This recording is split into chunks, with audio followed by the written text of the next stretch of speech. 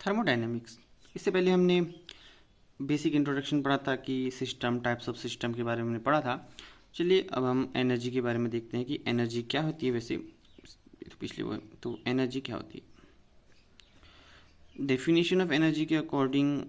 तो होती है कि कैपेसिटी, एनर्जी कह सकते हैं कि कैपेसिटी टू डू वर्क, यानी कि जो वर्क करने की जो कैपेसिटी होती है वही एनर्जी है। और अगर मैं वर्क की बात करूं तो वर्क का मतलब हो जाएगा कि जो हम अचीव करते हैं मोशन, जो हम मोशन को अचीव करते हैं अगेंस्ट कांस्टेंट प्रेशर, तो कांस्टेंट क्या कर रहा हूँ मैं, अपोजिंग फोर्स,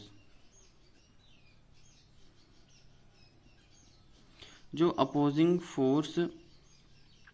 के अगेंस्ट हम जो मोशन अचीव करते हैं वो क्या कहलाता है, वर्क कहलाता है। ठीक है, तो अगर हम एनर्जी को बेसिकली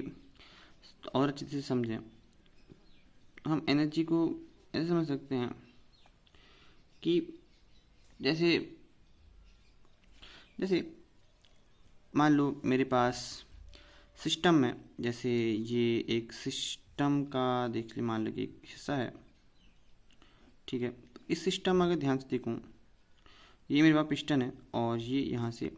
अगर यहाँ पर होगा तो मैं इसको ऐसे दिखाऊं या ऐसे दिखाऊं, एक ही बात है। ठीक है, तो अगर मैं ध्यान से देखूं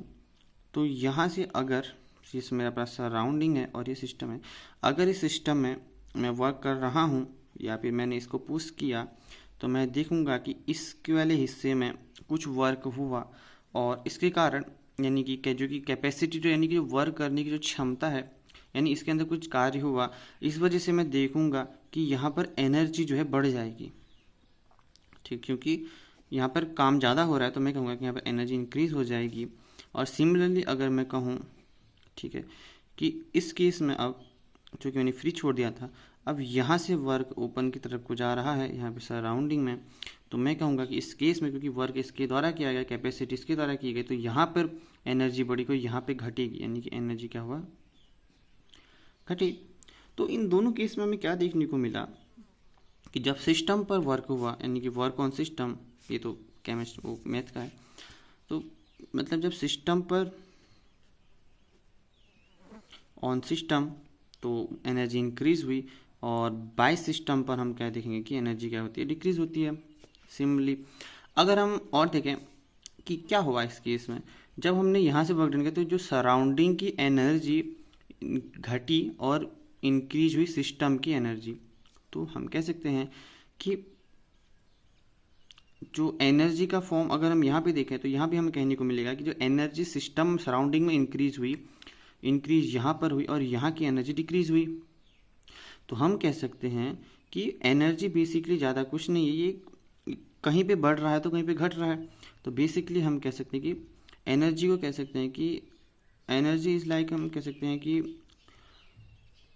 ये कह सकते हैं कि सिस्टम, एनर्जी को कह सकते हैं कि सिस्टम एंड सराउंडिंग जो के बीच में जो ट्रांसफ़र है वो क्या है, एनर्जी, यानी कि the transfer between system and surrounding क्या है, वही एनर्जी है। ठीक है, ये हमें बेसिकली डेफिनेशन के अकॉर्डिंग हमें समझ में आता है। और इसी चीज़ को अगर हम वर्क डन के साथ जोड़ें तो वर्क डन का भी मतलब वही हो जाता है कि कैपेसिटी बेसिकली अचीविंग ये तरीके हो जाएगा। तो हम कह सकते हैं कि वर्क डन के अकॉर्डिंग तो वर्क क्या है, वर्क को हम कह सकते हैं कि एनर्जी नहीं है ये। ठीक है, एनर्जी यानी कि वर्क डन का सीधा मतलब हम एनर्जी नहीं कह सकते, तो वर्क डन को हम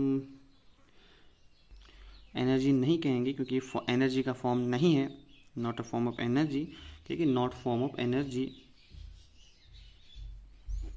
नॉट फॉर्म ऑफ एनर्जी हम कह सकते हैं कि वे है, यानी कि एनर्जी ट्रांसफ़र करने का तरीका है। ठीक है, वे ऑफ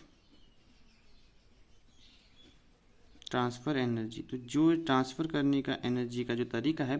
वो ही क्या है, वर्क है। ठीक है, तो मेरे ख्याल से आपको एनर्जी और वर्क के बारे में थोड़ा सा डेफिनेशन समझ में आएगा। अगली क्लास में हम